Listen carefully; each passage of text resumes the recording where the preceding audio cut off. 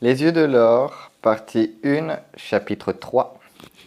Franck se leva ce matin-là de mauvaise humeur. Il avait mal dormi. Depuis l'accident avec cette jeune fille, l'avocat était devenu insociable.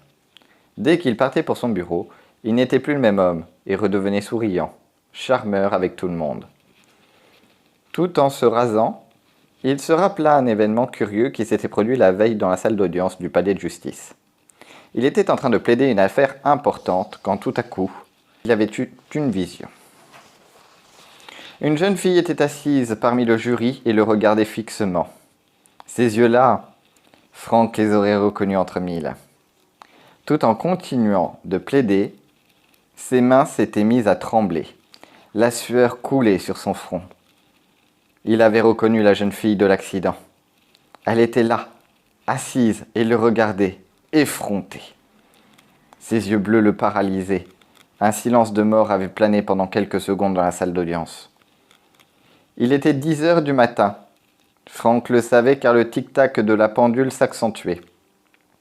Un regard cruel le scrutait, puis une voix avait retenti. « Je sais qui tu es. Je vais te retrouver un jour et tu payeras pour ta lâcheté. » Puis tout à coup, elle avait disparu. Franck avait senti son cœur battre normalement. Tous les regards étaient braqués sur lui, sauf celui de la jeune fille qui avait disparu. Le procureur s'était inquiété sur la mauvaise mine de maître de l'âge. Franck avait assuré qu'il s'agissait d'un petit malaise passager. Cependant, il avait affirmé qu'il pouvait continuer sa plaidoirie. Le procureur ajourna la séance. Convaincu d'avoir eu des visions, Franck avait mis cela sur le compte de la fatigue. Ce matin, il devait retourner au tribunal et démontrer à tout le monde qu'il était le meilleur avocat. Dans cette nouvelle affaire, Maître Boulin serait l'avocat de la défense et Franck se fera un point d'honneur à gagner ce procès. Sachant pertinemment que son client n'était sûrement pas un enfant de cœur. « Franck, tu es là ?» demanda Marie prudente. « Où veux-tu que je sois ?» Depuis l'accident, Marie et Franck n'avaient pas reparlé de la jeune fille. Marie voulait à tout prix oublier cette ignominie. Elle regrettait amèrement d'avoir laissé cette fille sur le bord de la route. Maintenant, il était trop tard pour avoir des remords. Elle entra dans la salle de bain. « Aujourd'hui, je vais aller faire les boutiques avec Geneviève de Croix. » « Essaie de ne pas être trop bavarde avec cette perruche. Il faut se méfier. »« Geneviève est mon amie. Tu n'aimes personne de toute façon. Ne commence pas tes allusions, d'accord ?» Marie avait une envie irrésistible de le braver ce matin-là. Elle se sentait forte. Sa liaison avec Alain Boulin lui redonnait confiance en elle. Alain lui avait proposé de vivre avec elle. Marie était sous le charme de cet homme. Il était la gentillesse et la douceur incarnée. Elle s'approcha de son mari et se plaqua contre lui. Surpris, il se recula. « Que mijotes-tu ? » ?»« Oh, mon mari semble soucieux. Serait-il hanté par le remords ? » ?»« Tais-toi, idiote !» Ce disant, il lui envoya une gifle. Marie, d'habitude, ne se rebellait pas, mais tout en se frottant la joue, elle lui fit face. « Tu es un assassin, Franck ! Tu ne retrouveras jamais la paix !» L'avocat saisit la femme par le bras avec la vitesse de l'éclair. Sous la pression de cette main ferme, elle se mit à gémir. Méchamment, il lui tordait le bras de plus en plus fort. « Tu cherches à me mettre en colère ? Tu crois que c'est ton avocat de pacotille qui va te défendre ? Franck, lâche-moi, tu me fais mal !» Le jeune homme était dans une colère démentielle. Il n'arrivait plus à s'arrêter de la frapper. Tout à coup, ce n'est plus Marie qui le suppliait, mais Laure qui se trouvait à terre. Son regard le provoquait. Pris de panique, il saisit la jeune femme par le cou et commença à serrer. « Tu n'es pas morte, je vais te tuer !» Marie lui a envoyé un coup de pied dans le bas-ventre. Il lâcha prise, ne comprenant pas ce qui venait de se passer dans cette pièce. Décidément, cette jeune fille le hantait. Il fallait qu'il sache si elle avait survécu ou non. « Franck, tu es fou allié. Je ne veux pas rester avec toi. Je vais quitter cette maison immédiatement. »« C'est cela, à part et ne reviens pas !» Elle tourna les talons et sortit de la pièce. Son bras lui faisait mal et sa figure était pleine de bleu. Elle se jura que plus jamais il ne la toucherait. La jeune femme se réfugia dans sa chambre et prit le téléphone. « Je voudrais parler à Maître Boulin. »« C'est de la part. »« C'est personnel et urgent. » Peu de temps après, elle obtient la communication avec son amant. « Alain, c'est moi, je le quitte cette fois. Ta proposition de vivre chez toi était sérieuse ?» Marie était partie s'installer chez Alain Boulin depuis une semaine. Franck était furieux qu'elle choisisse justement cet homme-là. Cependant, il menait la grande vie, content d'être seul. Un matin, il entra dans un café en face du palais de justice. Une jeune femme entra avec à la main une serviette de cuir marron. Elle alla s'installer à une petite table au fond du café. Franck la regardait sans gêne. La jeune femme surprit ce regard et lui sourit avec aplomb. Elle ne semblait pas timide. Il s'enhardit et s'approcha de la table. « Je peux m'asseoir avec vous ?»« Bien sûr, je vous en prie. » Elle lui désigna une chaise libre en face d'elle. L'avocat admira les cheveux blonds de cette femme, retenue par un petit chignon banane. Ses yeux étaient verts et elle devait avoir une trentaine d'années. Franck la trouvait très classique, ce qui n'était pas pour lui déplaire. « Je me présente, je suis Franck Delage, » dit-il avec convoitise. Quand il tendit la main à cette jeune femme, elle regarda furtivement s'il portait une alliance. Franck avait déjà enlevé ce bijou pour collectionner les conquêtes. « Je me présente à mon tour. Je suis Linda Clé. Je suis ravie de vous connaître. Y a-t-il un monsieur Clé ? Non, j'ai divorcé. Y a-t-il une madame Delage ? Je suis aussi libre que vous. » Elle pencha la tête en arrière pour rire à son aise. Franck ne voyait pas ce qu'il y avait de si drôle dans ses propos, mais il se mit à rire aussi pour l'impressionner. « Que faites-vous dans la vie, Franck Delage ? »« Je suis avocat. »« Non, ce n'est pas possible !»« Et vous ? » ?»« Je suis également avocate, mais je travaille pour le service juridique. »« Quelle âme pure ! Ne croyez pas cela. J'espère faire ma place parmi les plus grands. Je suis sûr que vous réussirez. Merci, maître. » Il se leva et prit congé de la jeune femme. « En attendant de se revoir très vite, je dois partir, le devoir m'appelle. » Elle se leva en même temps que lui. « Vous plaidez ce matin ? » ?»« Oui, moi aussi, faisons route ensemble !» Ils sortirent tous deux. Franck regardait cette jeune femme blonde qui marchait à côté de lui et la trouvait désirable. L'ennui, c'est que lorsqu'il obtenait des femmes ce qu'il souhaitait, il s'en lassait très vite. Peut-être que cette jeune femme allait être l'exception à la règle. Un mois après l'accident, Laure se remettait rapidement, faisant la joie de ses parents. Son père était retourné vivre avec Thérèse, mais, disait-il, il faisait de nombreuses visites à sa femme pour ne pas la laisser seule après cette épreuve difficile. Laure espérait en secret que son père revienne vivre avec sa mère. La jambe de la jeune fille était toujours plâtrée. Elle en avait encore pour 3 semaines. Bientôt, elle aurait l'autorisation de quitter l'hôpital. La convalescente devait aller dans une maison de repos pour se refaire une santé. Laure aurait préféré rentrer chez elle, mais elle n'avait pas le choix. Une psychologue la suivait régulièrement. Les séances avaient lieu 2 fois par semaine. Il était important de continuer ces séances dans la maison de repos. L'enquête de gendarmerie n'avait pas abouti dans la recherche de la personne qui avait renversé la jeune fille. Un gendarme était venu l'interroger sur ce qu'elle pouvait se souvenir de cet accident. Laure avait dit plusieurs fois ne rien se rappeler du tout. En fait, elle savait qui était cet homme.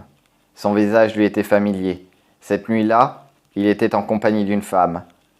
Laure avait fait un rêve étrange dans la salle d'opération. Elle se souvenait du voyage de son esprit qui avait quitté son corps. Plus tard, la jeune fille avait constaté que cet événement s'était répété à plusieurs reprises. La 2e fois, son esprit était allé dans une salle d'audience où un avocat était en train de plaider. Elle s'était matérialisée, mais il semblait que l'avocat fût le seul à la voir. Leurs regards s'étaient croisés une fois encore. La fois suivante, elle se trouva projetée dans une grande maison parisienne. L'homme et la femme se disputaient, et là encore, il s'agissait du même avocat. Ce soir-là, il avait tenté d'étrangler la femme. Laure n'avait pas compris ce qu'il se disait. Elle était juste témoin de la scène. La jeune femme était troublée par ces événements, mais elle n'en parla à personne. Pour elle, il s'agissait de rêves tourmentés provoqués par son accident. Elle ne voulait pas accuser quelqu'un sous prétexte qu'elle avait rêvé les événements. Le téléphone posé sur la table de nuit à côté d'elle se mit à sonner. Laure se pencha sur le côté pour décrocher le combiné. Allô? Un silence pesant se fit sentir et la jeune fille ressentit comme un malaise. Personne ne répondait au bout du fil.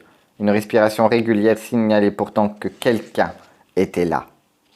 La jeune fille répéta une seconde fois un « Allô ?» mais plus sèchement cette fois. Ce genre de plaisanterie n'était pas du tout de bon goût. N'obtenant pas de réponse, elle raccrocha l'appareil brusquement sur son socle. Léon entra dans la chambre au même moment. « Maman, bonjour, comment vas-tu ?»« Bien ma chérie, je t'ai emmené de bonnes choses à grignoter. C'est infect ce que l'on te donne ici. Maman, tu sais bien que je n'ai pas beaucoup d'appétit. » Léon était ravi de constater que sa fille reprenait des forces davantage chaque jour. Elle la gâtait comme une enfant et cela agaçait un peu la jeune fille. Papa va venir te rendre visite en fin d'après-midi accompagné de Thérèse. Pourquoi vient-elle? Je ne sais pas, cette dame veut prendre de tes nouvelles. C'est pour cela que moi je viens de bonne heure. Je ne veux pas rencontrer cette pain-bêche. Maman, répondit sa fille sur un ton de reproche. En fait, elle était du même avis que sa mère, mais à l'inverse de Léon, elle connaissait Thérèse. Le courant ne passait pas très bien entre les deux femmes, mais elle faisait en sorte de rester dans la bienséance. La porte de la chambre s'ouvrit doucement. Un jeune homme et une femme enceinte pénétrèrent dans la pièce. Laure reconnut tout de suite ce couple. « Solange et Denis !» s'écria la jeune fille. « Quelle joie de vous revoir !» La jeune convalescente reçut leur baiser sur la joue sans déplaisir. Elle leur serait éternellement reconnaissante de l'avoir secourue dans la nuit sur cette petite route de campagne isolée. Sans eux, elle serait morte sans doute. Denis était venu à plusieurs reprises prendre des nouvelles de Laure. Sa femme Solange l'avait accompagnée à chaque fois. La jeune femme lui offrit une belle boîte de chocolat à la praline.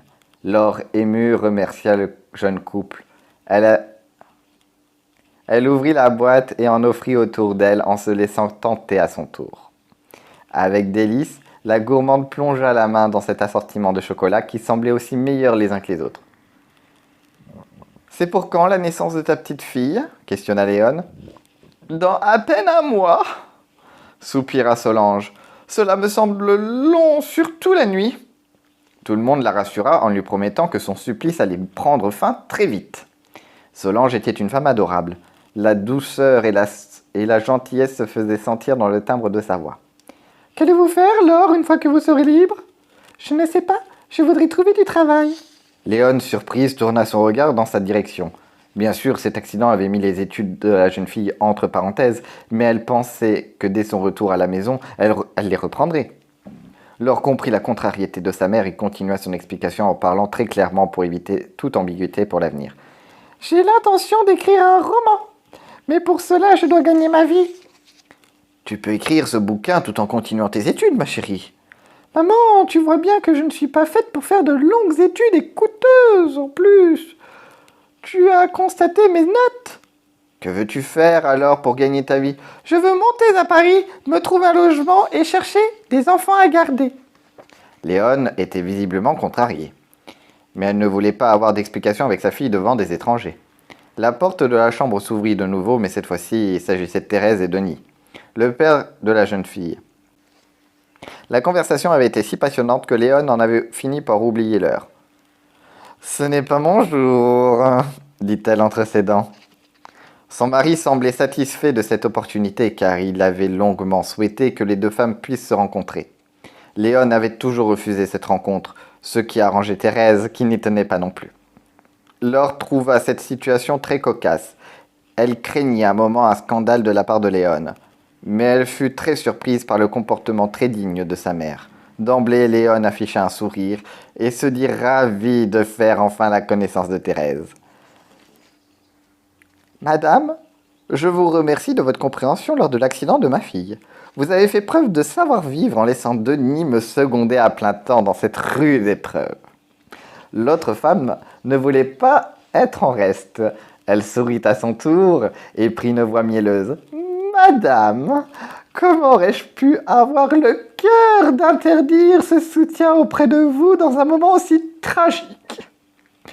Denis jubilait.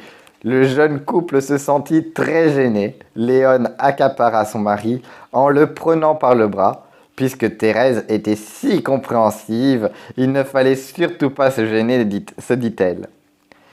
Denis, ta fille ne veut pas continuer ses études.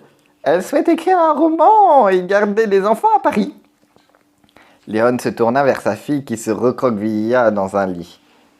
Solange, gênée, fit un signe à son mari pour partir discrètement, mais Laure la retint par le bras. « Je n'ai rien oublié, ma fille. »« Non, maman, tu as bien résumé la situation. » Denis, un peu surpris, se mit à sourire.